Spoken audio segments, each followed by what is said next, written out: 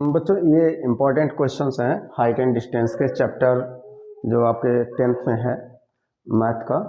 तो उससे कुछ संबंधित क्वेश्चंस हैं। तो देखो पहला क्वेश्चन ये देखते हैं। इसमें दिया हुआ है when the length of shadow of the tower is equal to 30 metre and sun's elevation is 30 degree find the height of tower. ऐसे क्वेश्चंस को आपको समझना पड़ेगा। ये क्वेश्चन का सोल्यूशन देखिए मैं बताता हूँ थोड़ा। शुरुआत है, आपको दो चीज़ें मालूम होनी चाहिए।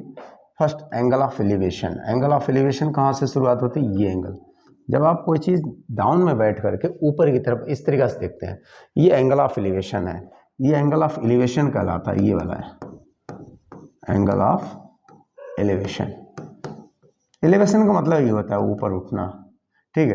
अगर आप यहाँ से देख रहे हैं, कोई बंदा यहाँ से बैठा हुआ है, टॉप ऑफ द हिल या पीक है या कोई टावर है, उसके ऊपर यहाँ बैठा हुआ, ये लो, यहाँ से बैठ के वो सपने देख रहा है जीवन के, तो ये वाला एंगल जो कहलाता है वो कहलाता है एंगल ऑफ डिप्रेशन।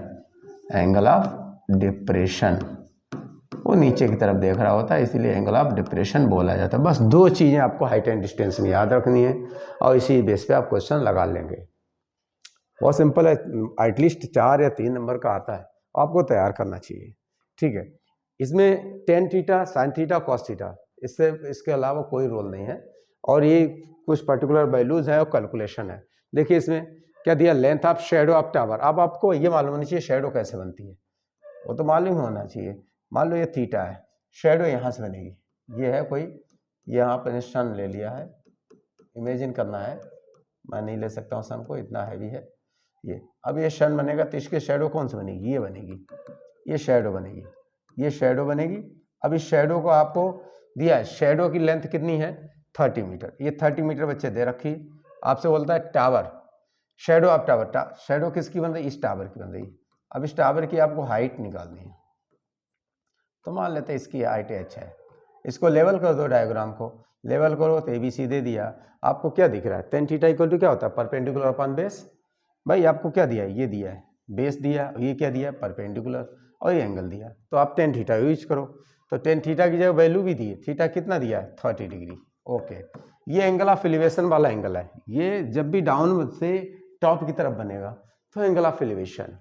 अब आप लगाते हैं, देखते हैं। तो इसमें एंगल ऑफ एलिवेशन हुआ तो आप लगाएंगे tan theta. Tan theta tan 30 है, h हो जाएगा परपेंडिकुलर, बेस हो जाएगा 30। टेन 30 की वैल्यू कितनी होती है? √3। ये हो जाएगा h अपॉन 30। इसको क्रॉस मल्टीप्लाई करते हैं, will get here √3h equal to 30 बन जाए 30। h इक्वल टू क्या आएगा? 30 अपॉन √3। क्वेश्चन ये है सर अब इतना छोड़ दें? यस, आपका हाफ मार्क कट जाएगा, तो यहाँ पे भी स्टेप मार्किंग है। इसको ही आपको डिनोमीटर को रेशनलाइज करना पड़ता है। 30 को हम लिख सकते हैं 3 टेंजा, और ये √3, इस 3 को लिख सकते हैं √3 इंटू √3 2 टाइम्स, और 10 ऐसे लिख दो अपॉन √3। √3 से √3 एक कैंसिल हो गया। आपका आंसर कितना है? ये परफेक्ट आंसर है, और इसकी यूनिट भी लिखिएगा। ये आपका पहला आंसर हुआ। आप वीडियो को पॉज करके लिखिए, और हाँ, चैनल पर ऐसे ही आपको उपयोगी वस्तु मिलती रहेंगी। सिर्फ और सिर्फ चैनल का उद्देश्य है कि जिससे आप सीखें और अपने फ्यूचर को ब्राइट करें। Thank you. ये देखिए दूसरा क्वेश्चन लगाते हैं। यह है, क्या ये हुआ? The angle of elevation of top of tower, top of a 10 metre high tree at a point 10 metre away from the base of tower. उधर ट्री दिया, इधर टावर दिया। क्वेश्चन में करेक्शन है, यहाँ पे सुधारिए। ये दिया the angle of elevation of top of a tower, top of a 10 metre high tree at a point 10 metre away from the base of tree. ये यहाँ पे ट्री होगा, ठीक। इज कितना होगा? आपको एंगल निकालना। देखिए कोई बात नहीं, मान लेते ये ट्री है। ओ लो, ट्री बना दिया भाई। अभी इसकी हाइट दी, तो ये बेस तो यही होगा, ये ट्री का तो बेस यही होगा। हाइट कितनी दे रखी? 10 मीटर। ये 10 मीटर है, ये एंगल थीटा है। यहाँ पर एंगल ऑफ एलिवेशन की बात करता, ये भी 10 मीटर दे रखा है। आप जब भी दोनों साइड की वैल्यू इक्वल हो तो हमेशा एंगल कितना आएगा? आइसोसेलेस की कॉन्सेप्ट में जाइए। आइसोसेलेस में equal sides make equal angle with the third side, है ना। तो यानी एंगल कितना होना चाहिए? 45 डिग्री। अदरवाइज आप लिखिए tan theta equal to perpendicular upon base, दोनों सेम है ना, तो ये काट दीजिए, 1 हो जाएगा। टेन थीटा में 1 कब वैल्यू आती है आपको मालूम होना चाहिए। टेन थीटा में वैल्यू कब आती है 1, जब 1045 होता है। देयरफॉर थीटा इक्वल टू कितना 45। ये आपका आंसर होगा, ये डी वाला, ये वाला करेक्ट है। ऐसे क्वेश्चन शुरुआत है, अभी आपको डिफिकल्ट क्वेश्चंस मिलना शुरू हो जाएंगे। ये देखिए दूसरा क्वेश्चन लगाइए, ये देखिए क्या दिया, angle of bike parked on a road from the top of 90 metre high pole is 60 degree. ठीक है, एक पोल है, उससे कोई बंदा बाइक को देख रहा है, चलिए ठीक, ये पोल है, मान लेते ये पोल है, ये पोल है, ठीक है। अब यहाँ से ये 90 मीटर हाइट है पोल की, यहाँ पे बंदा बैठा हुआ है चोरी करने के फिराक में, यहाँ देख रहा है, बाइक यहाँ खड़ी है, हालांकि मेरी बाइक भी चोरी हो गई थी, चलिए ठीक है जो भी है। ये लो, ये बाइक है और राइडर यहाँ बैठा हुआ है, ये बाइक खड़ी स्टैंड में। अब बोलता है यहाँ से angle of park on a road from the top of the 90 metre high pole 60 degree. Depression का एंगल बन रहा है, ये वाला एंगल बन रहा है, यहाँ से वो देख रहा है 60 डिग्री। आप मानते हो अल्टरनेट इंटीरियर एंगल्स याद हैं, alternate interior angles in parallel lines कितना होता है, ये भी 60 हो जाएगा। अब आपको क्या पूछा, distance from the tower, distance of bike from the bike यहाँ है, ये दूरी आपसे पूछी, मान लो ये x है, इसको लेवल कर दो, हमेशा यहाँ 90 होता है, ए बी सी लगाओ पर टेन थीटा की वैल्यू इधर लगाता हूँ, क्या है 10 60 इक्वल टू क्या होता है, परपेंडिकुलर अपॉन बेस, परपेंडिकुलर कितना 90, बेस कितना x, 10 60 कितना होता है √3 equal to 90 upon x, √3 into x, cross multiply करेंगे ये आएगा, x इक्वल टू कितना आएगा, नेक्स्ट स्टेप में देखिए x इक्वल टू कितना आएगा 90 अपॉन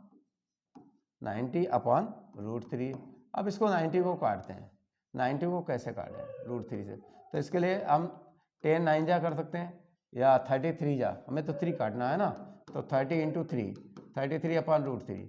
अब ये 30 तो ऐसे ही रहेगा, ये 3 को लिख देंगे √3 दो बार, क्योंकि जिस नंबर के पास रूट नहीं होता है उस नंबर को हम 2 बार लिख सकते हैं, मीन्स अपने लोग, हमें नहीं आप भी लिख सकते हो 30√3, ये आपका आंसर आ गया।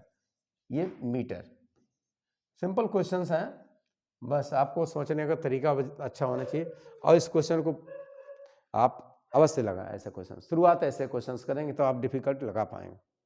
नेक्स्ट क्वेश्चन देखते हैं, चलिए ये क्वेश्चन मैं ये देखता हूँ, आप लगाइए, इस क्वेश्चन के लिए मैं आपको इंतजार कर रहा हूँ, सॉल्व करिए इसे।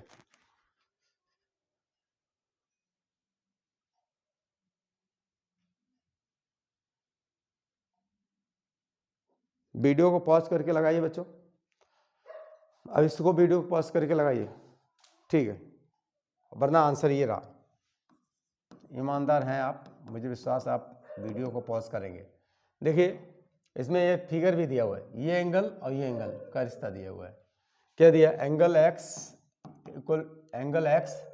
रेशियो दिया हुआ है, angle x ratio angle y equal to 1:2। Then we can write, कोई भी वैल्यू ले लो, एंगल x इक्वल टू इतना है 1 है तो आप हम k ले लें, तो एंगल y इक्वल टू कितना हो जाएगा 2k हो जाएगा, ठीक है, ये दिया। देखिए नाउ इसको थोड़ा हट के लगाइए, k plus 2k plus 90 degree, समझ रहे होंगे आप मैं क्या लिख रहा हूँ, by angle sum property of triangle, triangle की एंगल सम प्रॉपर्टी याद है, 9th में थी, क्लास 8 में थी, sum of all angles in a triangle it will 180 degree, है ना, वही। तो हमने क्या किया, एक्स वाई की वैल्यू रख दी, ये कितनी होगी 3k हो जाएगी, उधर क्या 90 उधर ट्रांसफर कर दिया, तो ये हो जाएगा 180 माइनस 90, ये बचेगा 90 बचेगा, तो इसे 90 लिख दिया, यहाँ 3k कर दिया, तो k इक्वल टू कितना आएगा 90/3। अब इतना तो आपको पता ही होगा, k की वैल्यू कितनी है 30 डिग्री आई, अब 30 डिग्री अब लगाइए, अब 30 डिग्री तो 10x बोला, देन के की वैल्यू 30 डिग्री है, then 10x equal to what, 10x की वैल्यू क्या होगा, 10x इक्वल टू 10, के एक्स के लिया यानी 10 30 वैल्यू कितनी होती है 1/√3, यानी कौन सा करेक्ट आंसर, ये आया हुआ क्वेश्चन है, ध्यान दीजिए, ये पहला वाला इसका करेक्ट आंसर है।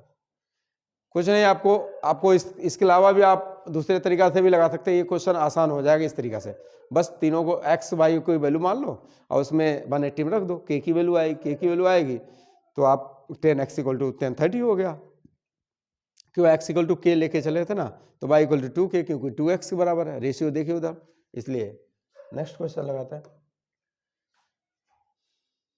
चलो ये क्वेश्चन लगाता है, ये लगाइए। A kite is flying at a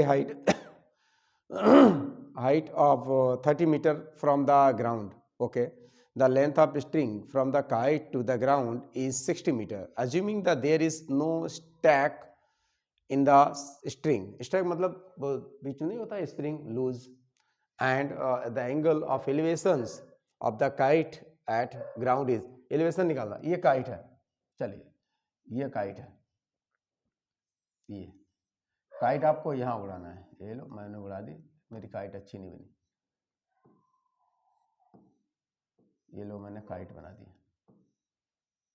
ये लो, अभी बंदा यहाँ बैठ के उड़ा रहा है, ठीक है। अब ये काइट है, अब काइट समझ लो, फेस्टिवल भी है, काइट फेस्टिवल कल से शुरुआत हो जाएगा, यहाँ पे ये एंगल थीटा दिया है, लेकिन आपसे पूछ रहा है हाइट कितनी दी, 30 मीटर दी है, 30 मीटर दिया है ground, and length of string and ground to be, length of string दी हुई, लेंथ ऑफ स्ट्रिंग तो ये हुई ना, स्ट्रिंग तो ये हुई, स्ट्रिंग कितनी है ये, तो ये कितनी दी 60 मीटर, ठीक है। आपसे बोला एंगल ऑफ एलिवेशन, अब आपको देखिए परपेंडिकुलर है, ये हाइपोटेन्यूज, तब क्या होता है साइन थीटा दिया होता है, याद है साइन थीटा इक्वल टू क्या होता है परपेंडिकुलर अपॉन हाइपोटेन्यूज, तो परपेंडिकुलर कितना 30 मीटर, हाइट कितनी है वो हाइपोटेन्यूज कितना है 60 मीटर, मीटर से मीटर गया 1 जा 2 जा, तो साइन 30 इक्वल टू 1/2, और साइन 30 में 1/2 कब होता है, साइन 30 में साइन थीटा में हाफ कब होता है, यानी कि साइन 30, आंसर पहले ही आपको बता दिया, तो ये हो जाएगा साइन 30, थीटा इक्वल टू क्या आ जाएगा, थीटा इक्वल टू आ जाएगा हाफ, थीटा इक्वल टू आ जाएगा, कंपेयर करिए तो ये आ जाएगा थीटा इक्वल टू 30 डिग्री, ये आपका आंसर आएगा एंगल ऑफ एलिवेशन, यानी कौन सा करेक्ट है, बी वाला, नोट कर लीजिए। इसके बाद नेक्स्ट क्वेश्चन, वीडियो थोड़े लंबे हो जाते हैं, नेक्स्ट क्वेश्चन अभी नेक्स्ट वीडियो में पोस्ट करेंगे। थैंक यू, और हाँ वीडियो को सब्सक्राइब और शेयर अवश्य करें। Thank you.